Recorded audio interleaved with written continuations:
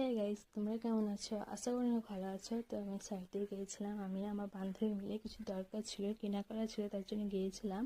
তো সেদিন যাতা রোদ ছিল, তারপর ট্রেন লেট, আরও মাথা গরম হিঞ্চি ছিল। তাও অনেকক্ষণ দাঁড়িয়ে থাকার পর আবার ট্রেনটা ঢুকলো, ঢোকার পর আমি একটা ফাঁকা কপি দেখে চেপে পড়লাম। আমি আমার বান্ধবী মিলে বলছে ওইদিকে একটা সিট ফাঁকা আছে, চল ওইখানে বসে নিয়ে বসে পড়লাম। আমি জানলা ধরে বসেছিলাম। তো তার খানিকক্ষণ পরই ট্রেনটা ছেড়ে দিয়েছিলো, কারণ লেট ছিল, তার জন্য খুব স্পিডে গেছিলো ট্রেনটা। তারপর আমরা সাইডটাতে নেমে পড়লাম। সাইডটাতে এত ভিড়, সিটে এত ভিড়, ভিড়ই কমছে না। তাও দাঁড়িয়ে থাকার পর তাও ভিড় কমছে না।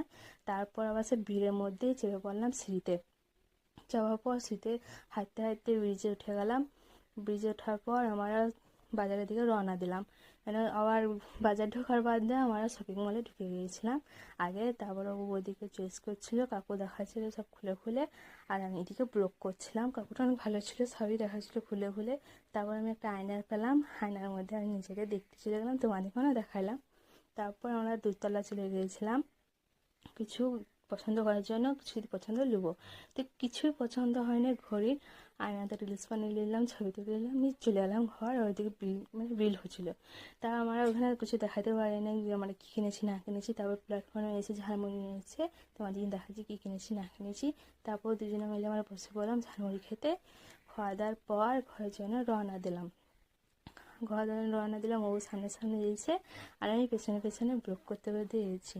আর শুধু এই ছোলাটাকে শুধু খুলে খুলে দেখছে। তারপর একটা টোটো পেয়েছিলাম, টোটোর ওখানটা ভিডিও করা হয়নি, খুব তাড়াতাড়ি ধরেছিলাম টোটোটা। তারপর আমরা টোটোতে চলে এলাম। আর বেশ এখানে আর বাড়াবো না ব্লগটা। ভালো লাগে একটা লাইক করে সাবস্ক্রাইব করতে ভুলো না।